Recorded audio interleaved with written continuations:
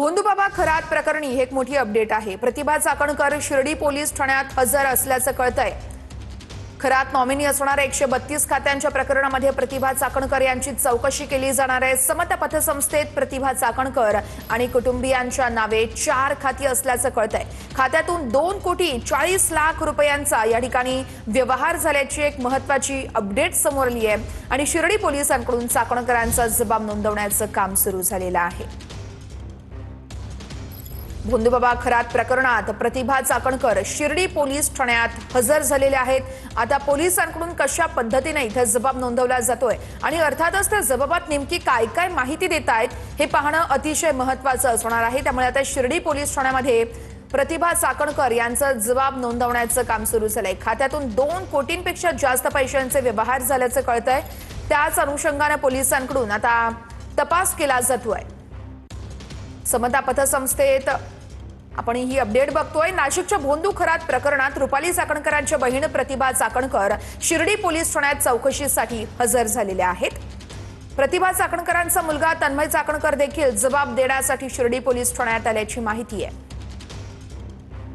प्रतिभा चाकणकरांना समता पतसंस्थेतील संशयास्पद कोट्यवधींच्या व्यवहाराप्रकरणी पोलिसांनी नोटीस बजावली होती।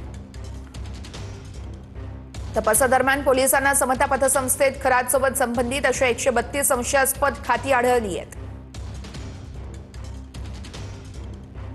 यामध्ये खरात हा नॉमिनी असून 2 खाती प्रतिभा चाकणकर यांच्या नावानं आणि 2 खाती त्यांच्या मुलांच्या नावानं असल्याची माहिती समोर येते। या 4ही खात्यांवरून एकूण 2,40,00,000 रुपयांचे मोठे व्यवहार झालेत। या संदर्भात मनोज गाडेकर आमचे प्रतिनिधी आपल्याला सविस्तर अपडेट्स देत आहेत। मनोज, प्रतिभा चाकणकर या शिर्डी पोलीस ठाण्यात हजर झालेले आहेत, जबाब नोंदवण्याचं काम सुरू आहे। काय अपडेट मिळते का? पोलिसांकडून काही माहिती देण्यात आली आहे?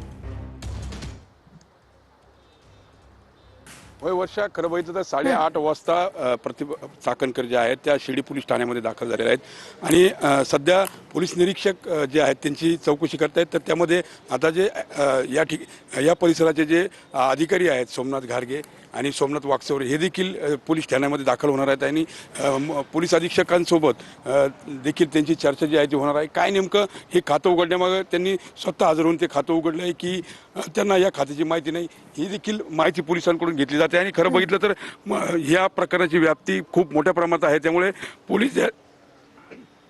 पोलीस जे आहेत ते या प्रकरणाची सखोल चौकशी करतायत। यामध्ये ईडीचं आता सीबीआयची देखील एंट्री होण्याची शक्यता आहे, कारण ही व्याप्ती जी आहे ती कोट्यवधींच्या व्यवहारांची आहे। त्यामध्ये भोंदू खरात नॉमिनी असलेले 100 खाते, त्याचसोबत सिन्नरमधील जगदंब पतसंस्थेमध्ये 32 खाते, यामुळे ही व्याप्ती मोठी आहे आणि त्यामुळे आज प्रतिभा चाकणकर जे आहेत त्यांची खात्यांची चौकशी जी आहे यावरती आपलं लक्ष असणारच आहे। मनोज, आपल्याकडून अपडेट्स घेत राहू। तुर्तास धन्यवाद।